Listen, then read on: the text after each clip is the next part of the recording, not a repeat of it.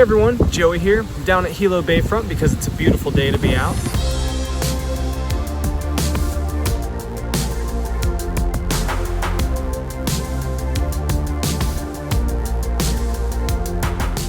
You may have heard before that the average millionaire has 7 streams of income. When I first heard this, I thought, how on earth is this possible if we're working a job and that takes up all of our time?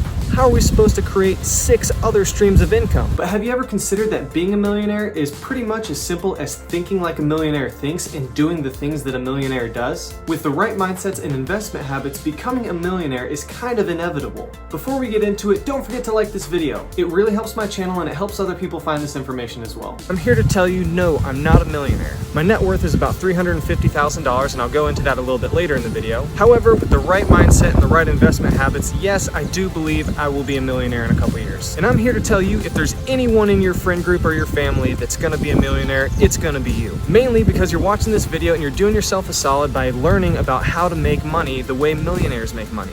A lot of millionaires that I've researched seem to have the same mindsets and same habits. So what are the habits and mindsets of millionaires and what are those 7 streams of income? I'm going to share with you the answer to these questions as well as my plan for making 7 streams of income for myself. And just remember, you've got what it takes to be a millionaire. About 4 years ago when I first started my business, I got an incredible piece of encouragement that has stuck with me to this day. I was talking to a family friend about the business that I had just started and he kind of jokingly told me, Joey, if there's anyone who's going to become a millionaire, it's you. I thought that was extremely far-fetched to say, but I definitely appreciated the encouragement. I thought he was a crackpot lunatic at that time. I was living in a crappy apartment with my wife after just getting married, and I thought this dude was crazy. As it turns out, that small piece of encouragement has stuck with me over the course of 4 years. I never considered striving to become a millionaire because the pursuit of money for the sake of pursuing money I knew would not make me happy, and I didn't think it was kind of a ridiculous concept to me. But I'm realizing with the way that I save and the way that I'm investing, becoming a millionaire is actually pretty inevitable and is probably going to happen a lot sooner than I think. So just to give you a frame of reference, I got married in November 2015. My wife was a full-time student and I didn't have a job or any job prospects, and together we had about $3,000 to our name that we were saving in a savings account. I didn't realize that saving my money in a savings account was actually losing me money. So with no job and no job prospects, I started a business and have grown it for the past 4.5 years. I now save my money in an investment account so that I can keep up with at least the 3% inflation rate instead of losing money. And I recently bought a house. So between my investment account and my savings account, I have about $46,000 saved in there. I have $74,000 invested into the house that I just bought, which puts me at about $120,000, along with the value of my business. I make about 80 grand a year with this business with very minimal input on my part. So over 3 years, I can make at least $240,000 with this business, assuming that my business doesn't grow, which is not true because my business will grow because that's the way that I've set it up.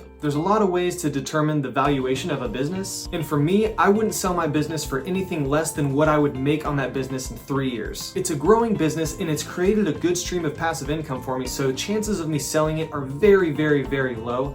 But if I did decide I wanted a one-time payment from someone buying my company, I might sell it anywhere between $240,000 and $300,000. So taking into account my business valuation, the money that I have saved in investment accounts and retirement accounts, along with my equity in my house, I just recently figured out that my net worth is over $300,000, which is crazy because I had no idea because I wasn't really keeping track. The only thing that I was keeping track of is trying to make more money while spending less money and creating the biggest gap that I could in what I was making and what I was spending. I tell you this firstly to provide some credibility for myself when making this video, and secondly to encourage you that you too can become a millionaire with the correct mindset and habits. You've got what it takes, it just is a matter of if you're gonna do it or not. I started developing these mindsets kind of at an early age. When I got my first job at a craft store stocking shelves, I realized that I was doing more work and higher quality work than some of the other people that I was working with, and I was getting paid the same amount as them. Over the course of a 1.5 years working there, I realized that I want to provide higher quality work and get paid more as opposed to slacking off and getting paid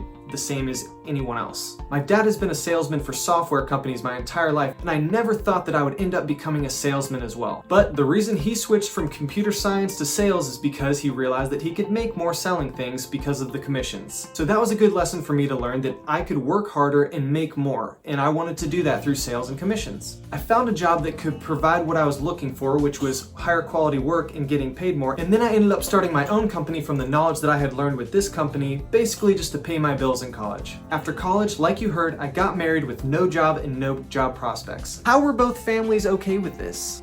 I don't know, but I'm super thankful because my wife is super awesome. Before I ended up deciding to reboot my company after I got married, I was forced to ask myself the question, how much am I worth? I was scrolling through job postings and just trying to figure out what am I willing to do and how much am I willing to trade my time for per year. I decided not to answer the question because I don't know the answer to the question. So I set out on a mission to find the answer myself of how much I'm worth and how much I'm willing to trade my time for, and to never accept someone else's perception of how much I'm worth, which was also a very valuable realization mentally and emotionally for me aside from financially. As my business has grown over the years, there have definitely been periods of slow times for me where I've hopped on job posting websites and scrolled through almost every single time. Actually, I'll say every time that I've hopped on and looked at different job postings and how much they're offering in salary, I exit out of the browser after about an hour, and I am just extremely grateful and thankful that nobody is telling me how much I'm worth and how much I'm gonna get paid, because I wanna make that decision for myself. If I wanna be lazy, I wanna be able to do that. If I wanna make a crap ton of money, I also wanna be able to do that. I also wanna be able to go on vacation whenever I want to, and I don't wanna have to ask off for sick days. If I'm sick, I don't freaking wanna work.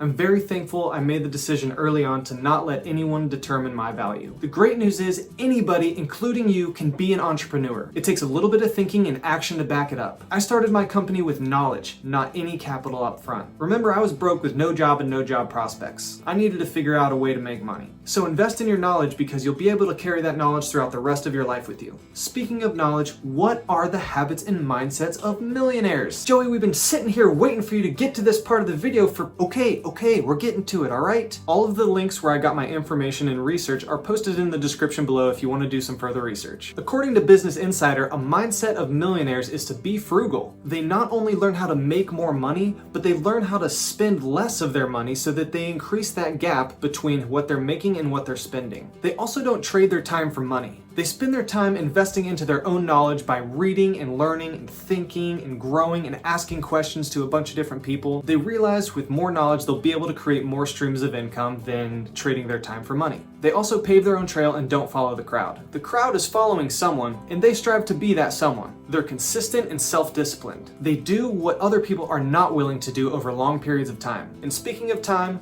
millionaires are good at time management. Sarah Blakely, who started Spanx in Atlanta, Georgia, woo woo, shout out Atlanta! Yes, I was born and raised in Atlanta, Georgia. Beautiful city, happy to be here in Hawaii though. Sarah said everyone has had a $1 million idea in their lifetime, but it's the millionaires that actually pursue that idea.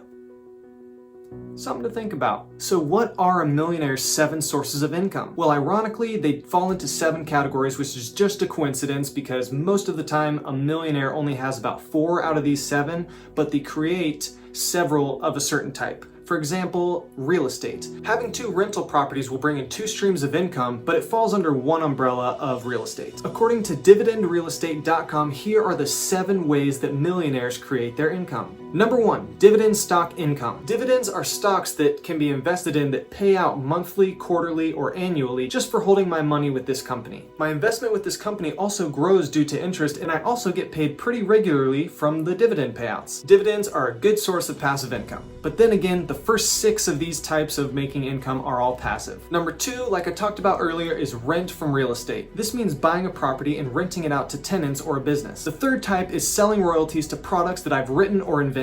Books, music, and films are good ways of creating royalties. Number 4, capital gains from selling appreciated assets. This could be putting a chunk of money into the stock market and selling it later for a higher price, or buying some property and selling it later at an appreciated value. The key to this is determining the difference between an asset, which appreciates in value, and a liability, which depreciates in value. Number 5, and my personal favorite because it's my main income source, is profits from businesses they own. Real estate and the stock market are great ways to grow your wealth if you already have money, but starting businesses doesn't require any money and can often lead to exponential gains if set up properly. The 6th way that millionaires make money is from interest from CDs, bonds, or other lending activities. I have some bonds that I'm almost ready to cash in. A bond is basically lending money to a company or the government in exchange for them to pay you interest on your investment. And the 7th way that millionaires earn money is earned income from a paycheck.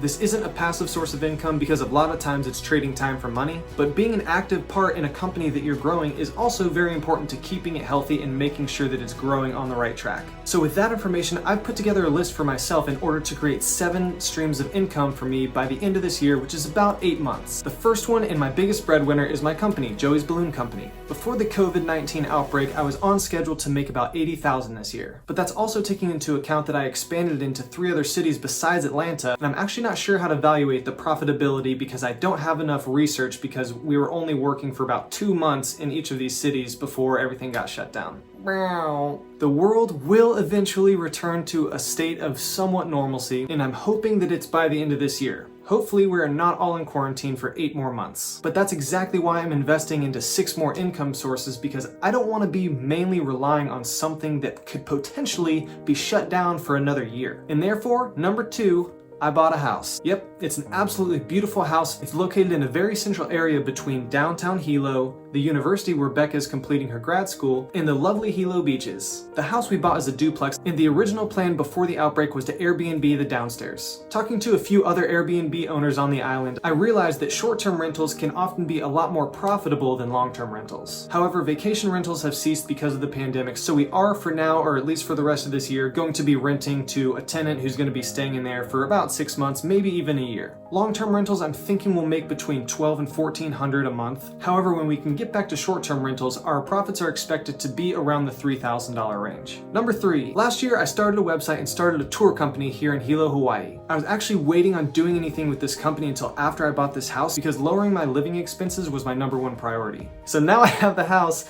but I can't really start this company because no tourists are coming because of the outbreak. So hopefully by the end of the year, I'll be able to start that up, start running advertising online, and get a couple people to take them on tours of the island. My 4th stream of income is going to be through dividends. Before now, I've mainly invested into index funds and mutual funds, but I'm definitely going to start investing my money into dividends because it's a good source of passive income. Number 5, my property and investment value. This is not liquid income, so that means I can't use this money to buy anything else, but this is just the value of my investments in my 401k and investment account, as well as my property value on my house growing over time. If the property values in Hilo continue growing at about 5 to 8%, the $350,000 house that I bought will be worth over $1 million in 13 years. So going back to what I said in the beginning, it's kind of inevitable to become a millionaire with the correct mindsets and saving habits. I'm just going to be living in my house, doing my own thing with renters below me. In over 13 years, I'm going to turn my $80,000 investment into $1 million. And no, I will not be paying the mortgage on it because the renters of my house will be paying my mortgage. Number 6, Google AdSense. I've made it a goal to record, publish, and edit 3 videos a week for this entire year, which would put me at about 120 videos at the end of the year. And once I reach a certain threshold with YouTube, I'll be able to monetize my channel and put ads on all of my videos, and that will be another stream of passive income. And number 7, my finance blog. I write a general outline for each video that I make, so I might as well post the text version to a financial blog and then add Google AdSense to that as well, so that anytime someone visits my blog to find out some of this information through text as opposed to video, I'll also be able to make some money from Google AdSense just by posting ads on my blog. If you're interested in getting some free stocks, check out the links below to Robinhood and WeBull. Do some research on these companies on your own. They're investment apps that will give you a free stock just for opening a free account with them. Don't forget to like this video. It really helps my channel and it helps other people find this information as well. Also subscribe to my channel for some more personal finance content. If you're interested in getting up-to-date information on the businesses that I'm working on, the stocks that I'm investing in, and how I'm doing all of this, feel free to check out my Patreon. Thanks for watching, and I hope you hit me up someday when you're a millionaire and we can kick it on the beach in Hilo, Hawaii.